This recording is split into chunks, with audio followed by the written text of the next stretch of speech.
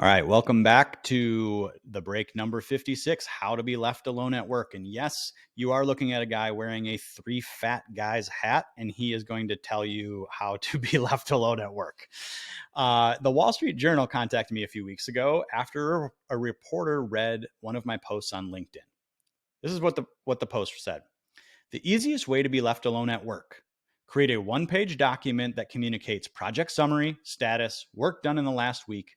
Next up, project milestones, roadblocks, or help needed. Communicate up consistently and no one will bother you again. That little post sparked a 1.5 hour interview with the reporter around strategies for being left alone at work. Turns out it's not just folks looking to break out of their careers, but also a huge amount of people who want to stay at their jobs and just be able to do the work that matters. They hate the bureaucracy, the micromanagement, coffee talk, and ass kissing that typically comes with working in a large corporate setting. As I went for a nice fall stroll and talked to that reporter, I relayed my own journey and the tactics I used to not only gain some separation, but carve out autonomous time that eventually led to me designing my way out of corporate altogether. I found it fitting because if you want to change the trajectory of your career, you need to get some space first. It actually is pillar number 1 in my Advantage Mapping Foundations course, and I call it Detach from Work. So these are the lessons we talked about. Carve out you time. Number 1, decline all optional meetings. If it says optional, pretty simple. Don't go. You got to get over the voice in your head that says, but are these marked optional and my boss is really trying to keep a tally? You need to free up valuable time to focus on the tasks that truly matter to you. This approach not only increases your autonomy, but also allows you to prioritize work that aligns with your goals and your responsibilities. Number 2, prep 5 to 10 minutes before a meeting to just show you're prepared. No one does this and the bar is so low, but use the time to review the meeting agenda, jot down any questions or contributions you plan to make, and ensure you're familiar with the relevant information. By doing so, you not only demonstrate your commitment to the meeting's success, but also show that you're proactive and self-reliant. You're showing your boss he doesn't have to worry about you. This increases your leverage to ask for more autonomy later because he knows you can handle your shit. Number 3, managing up. This is the LinkedIn post that I just read you.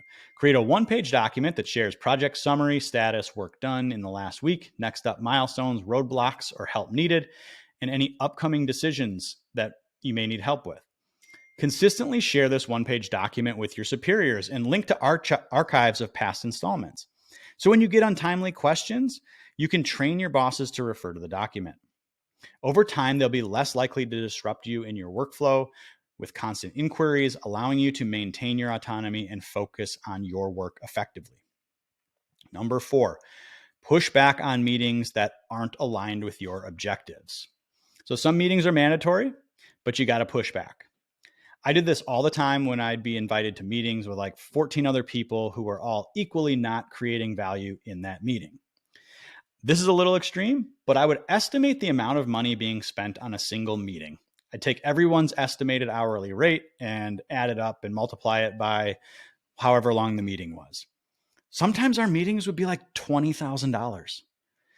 I would then convert that amount into our company's products. So that would be a really visceral reminder of our priorities. So if it was $20,000 and we were selling homeowners insurance policies that were $1,000 a piece, I would say, is this meeting worth 20 homeowners insurance policies? Because everyone in our company knew how hard it was to get a new customer and have them pay for our product. So this process definitely made my boss reconsider how he was allocating our resources. Number 5, give your boss alternatives. So this is a sneaky negotiating tactic, kind of like what we just talked about above, but highlight the opportunity cost of what he's asking you to do. The above meeting strategy is a form of this, but you can use it in lots of other ways as well. So explain that the time spent on any meeting or other priority could be used for your tasks that directly contribute to your projects, which in turn benefit the company's goals. Then ask him to decide. Number 6, Set your communication preferences and timelines. People have a little bit of a struggle with this one. It can feel really robotic, but hear me out. So set clear expectations on your preferred communication channels and response times. We want to do 3 things here: define urgency levels, establish our boundaries, and nudge people into your preferred channels.